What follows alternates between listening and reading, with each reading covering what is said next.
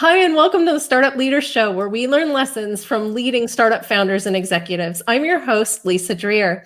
I'm really excited to introduce our guest for today, Don Pickering. He is the CEO of Olis Robotics. Welcome to the show, Don.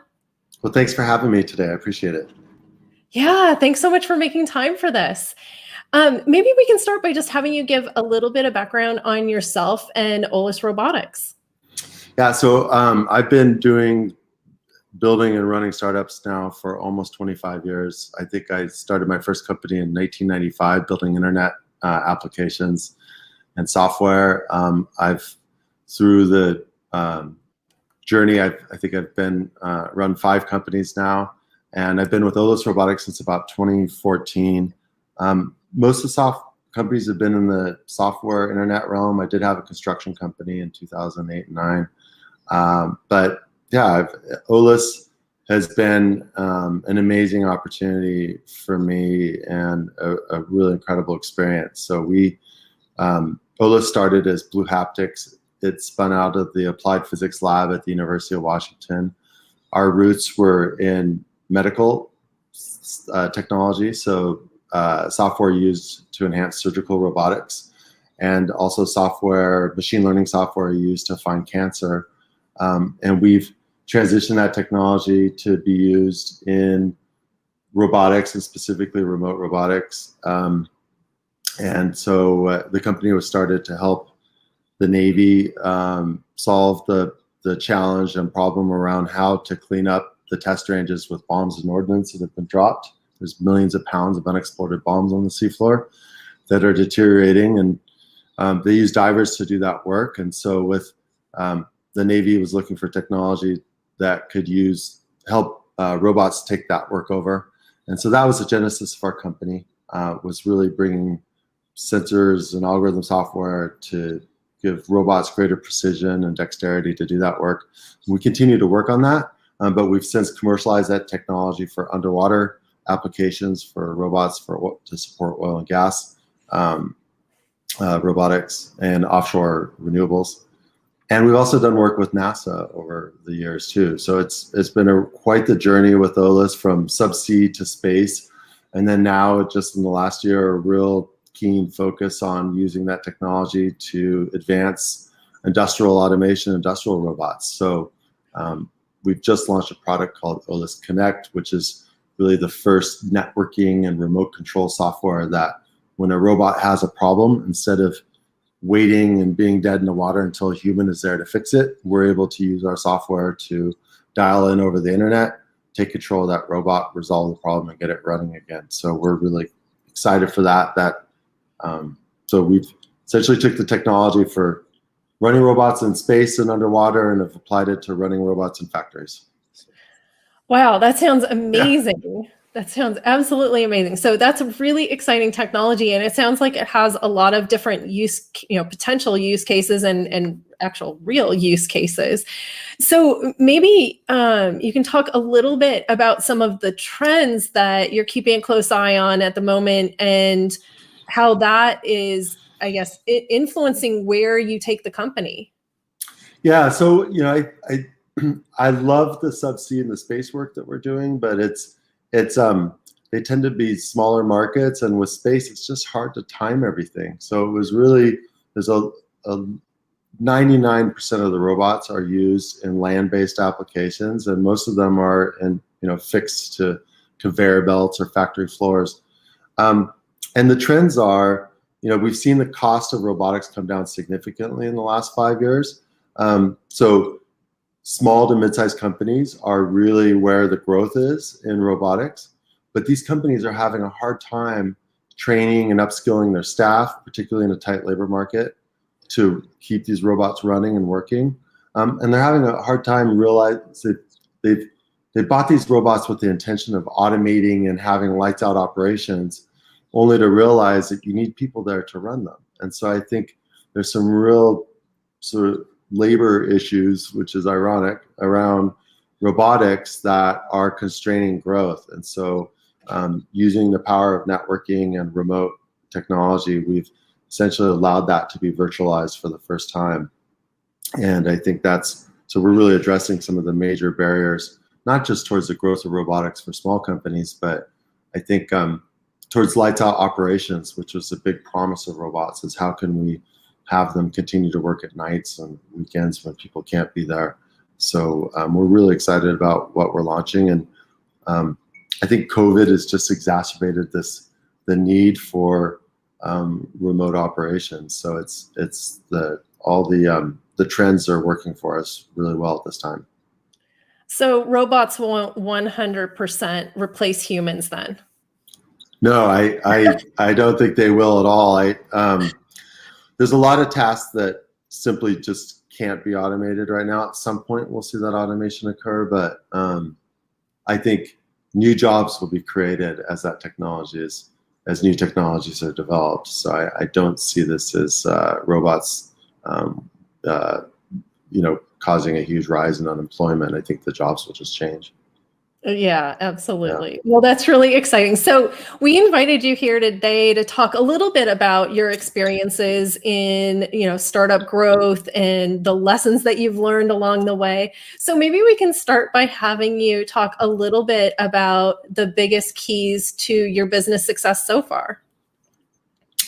I think that's a changing that changes over time. But for me, having done this for quite 25 years now, there's a lot of lessons that I've learned. And I think one of the biggest is that when we dedicate ourselves to doing things that help the planet or help the community or help people in some way, shape, or form, that the wind is at our back.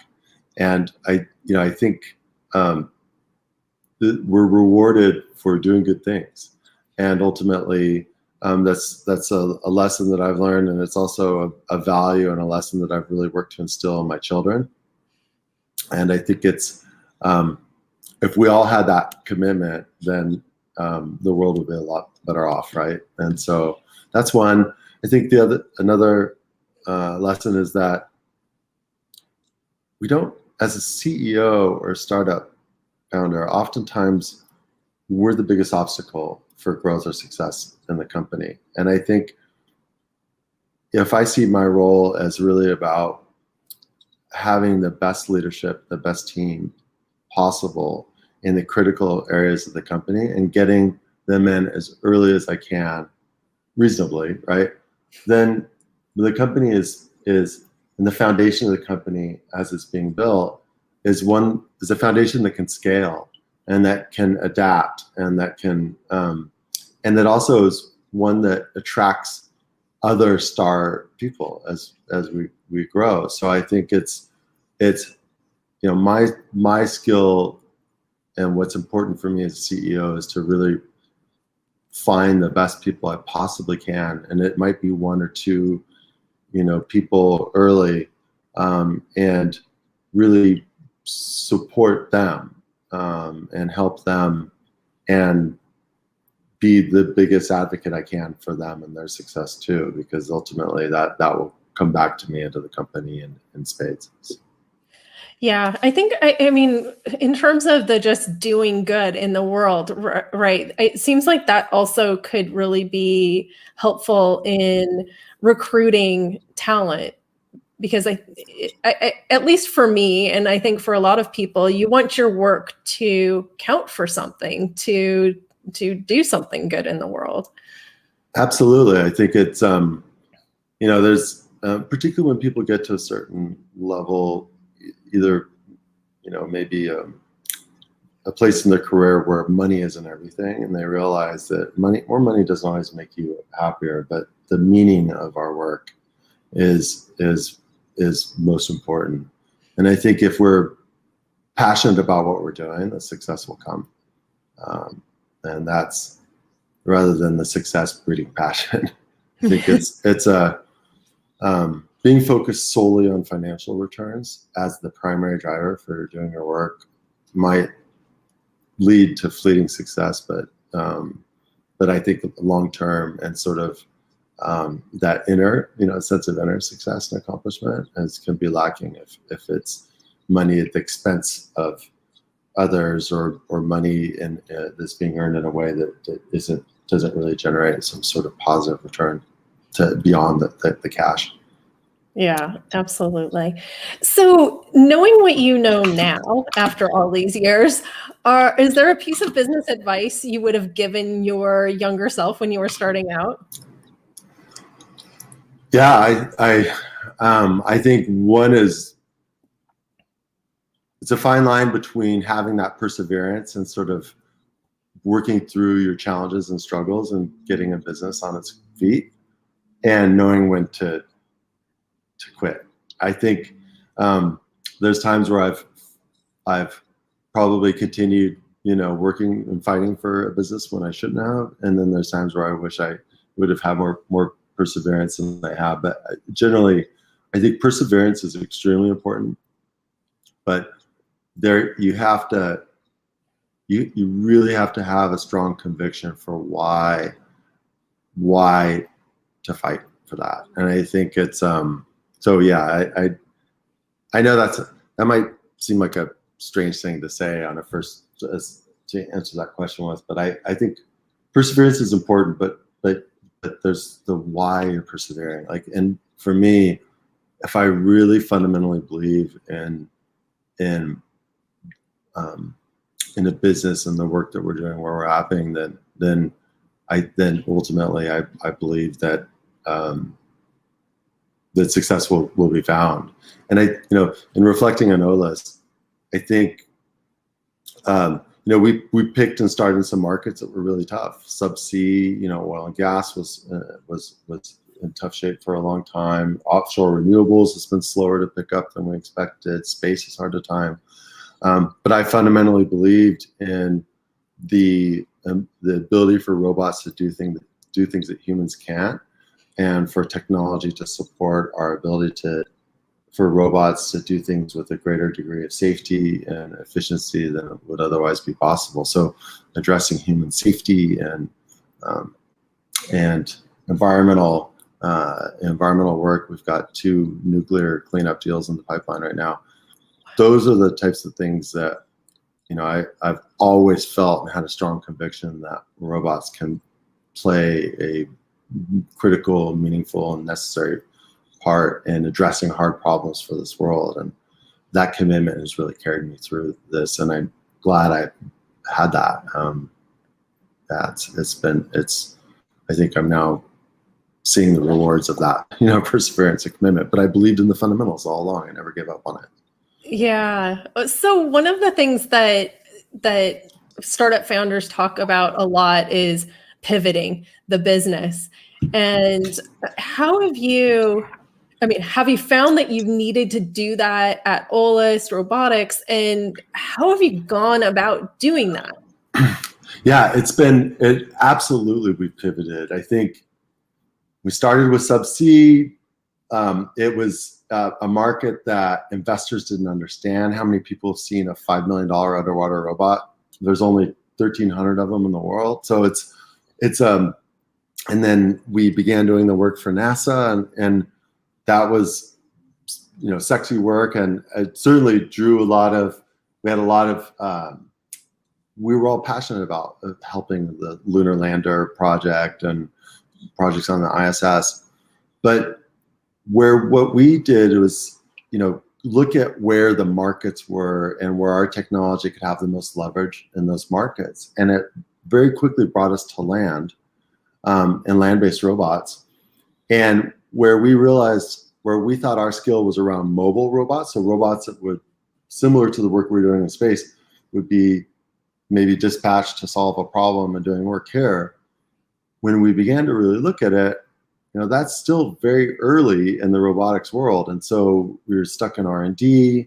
It's hard to measure the scale out of that and know when we can get to 1,000 robots. I mean, it's great that we have robots in data centers or robots cleaning chemical tanks, but you can count, there's probably less than 100 in the world doing those types of robots, where there's 3 million robots that are supporting industrial automation and machine shops and doing work. And so for me, the best way that I can have this company thrive and be successful, and then come back to solving those hard challenges around cleaning the environment, cleaning up nuclear waste, building infrastructure on the moon and Mars, is to have a profitable company that is thriving financially and able to make decisions about where we go and what we do with our technology. So it was really a journey from space, subsea, mobile robots on land, really looking at data center applications. And when we were working on productizing that, as I shared, and this is the other key advice, it was through interviewing. I lost a key executive who was a business development executive last year. And when he left, I was looking at hiring a VP of sales, and I knew we had something that was of value in the industrial automation world. So I began to interview people from that space. And all of these applications for our technology that we hadn't thought of because we didn't come from that world were presented. And it was like, wait, we have something really valuable here that solves some key challenges around how do we remote into these robots to keep them running. And it's because right now, the one big constraint they all have is that for the 3 million robots, when something goes wrong, everything's dead in the water until you have a human there physically to address it. And so that was just this big aha. And so once we realized that and said, wow, there's 3 million robots already out there that can be retrofitted with the software, that versus, in the mobile robots, trying to predict the future as to when people will be buying them at scale. It's a much larger market with a much lower barrier to entry because they're not having to buy $150,000 robots for our software to go on. They already own the robot. They're looking for more cost-effective ways to do it. So I think it's looking at where your technology can be applied to the biggest market, and finding a measurable, sort of distinct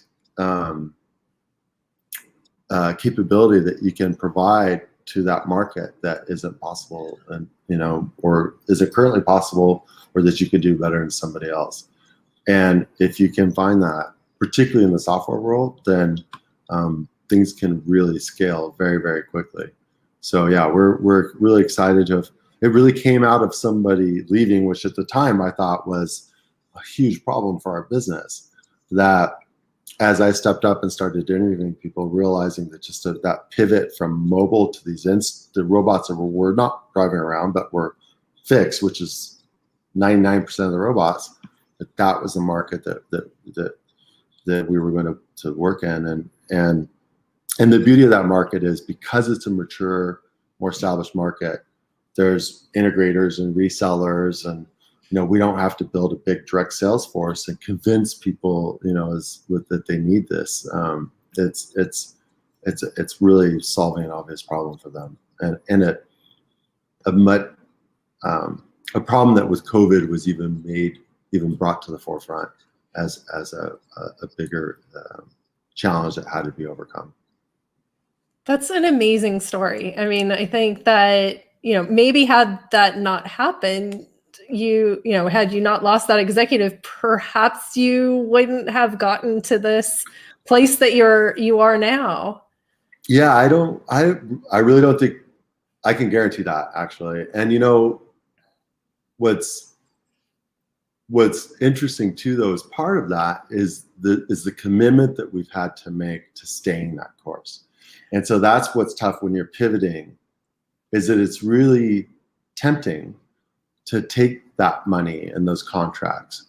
But when you're a small business, you're then losing your critical resources and delaying your ability to have that, your product, either delaying the quality of the product or the timing of that product to get to market. And so for us, as we're a 10-person company. In the last 120 days, I've said no to probably 3 or 4 contracts totaling $300,000 to $400,000 of NRE, or non-recurring engineering work, in the space and underwater world. But that in doing that, am able to completely dedicate my team, to this product and what we're doing, and it shows in the product. We've gone through, we just were certified with Universal Robots, a big robotics company, and everything worked perfectly. And that's something that's a real testament to, I think, the decisions that we made, which were hard. And I have to admit, as a CEO, I'm like, are you sure we can't? I'm asking my team, you sure we can't do this? And so it was really important for me to also, I think, listen to my team and trust that, give them the focus that they need to succeed with what we have in front of us, because we're really first to market with the ability to get these robots running remotely. People can monitor them and know when there's a problem, but to actually be able to fix them remotely and get them going again is, and that's a big deal. I mean, if 1 in 30 robots winds up with our software, we're doing $1 billion in revenue. I mean, it's a big opportunity, and so it's definitely one, I think, worth making that jump for. But it seemed like a bit of a sacrifice, and it's at times. But I'm really glad that we stuck with it. Yeah, this is an amazing story. So thank you so much for sharing that. Yeah, I can see how it would be really tempting to, you think space and subsea, and this is really cool, sexy stuff. And yeah, I can see how it would be really tempting to take on those projects, even though maybe in the long run, that doesn't really help the business grow as quickly as it could otherwise. And like you said, then you can still go back and, look at those additional markets as well. So yeah, there's nothing that precludes us from, there's nothing that precludes us from coming back to it. And when you look at space, the real challenge that most of the work in space right now is around transport, is getting, and reducing the cost of getting things up there.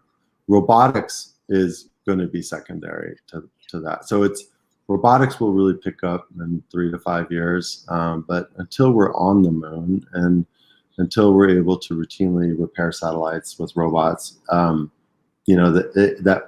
it's still an R&D exercise. And I think it's really easy to get caught in that R&D loop and be enamored with the sexiness of that work. But the reality is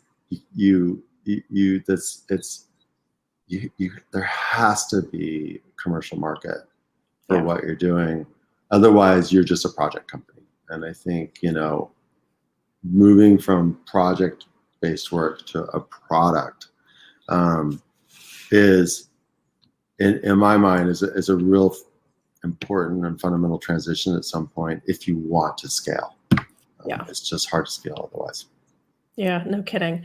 So I want to end with one question, and this is the big question of the day, and that is, and I'm really interested in your perspective on this, given the stories that we were just talking about, and that is, if you were to make one prediction about the future of business or technology or robotics, what would that one prediction be? I think that. I think with quantum computing and the amount of processing that's coming along here, is that we'll see our lives change as much or more in the next 30 years as they have in the last 30. And so I think we'll see more sort of technology on the edge, doing work and things that are dangerous or that people don't want to be doing.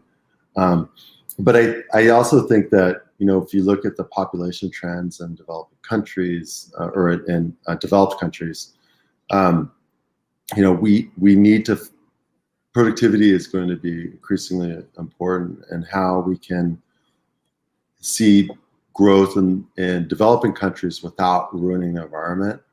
We'll need technology to support that. So I just think we'll see shifts in the economy, and as productivity happens, hopefully, better quality of life for people across this planet, and I think a better quality of life for the planet itself and the environment. But I'm an optimist, but I believe that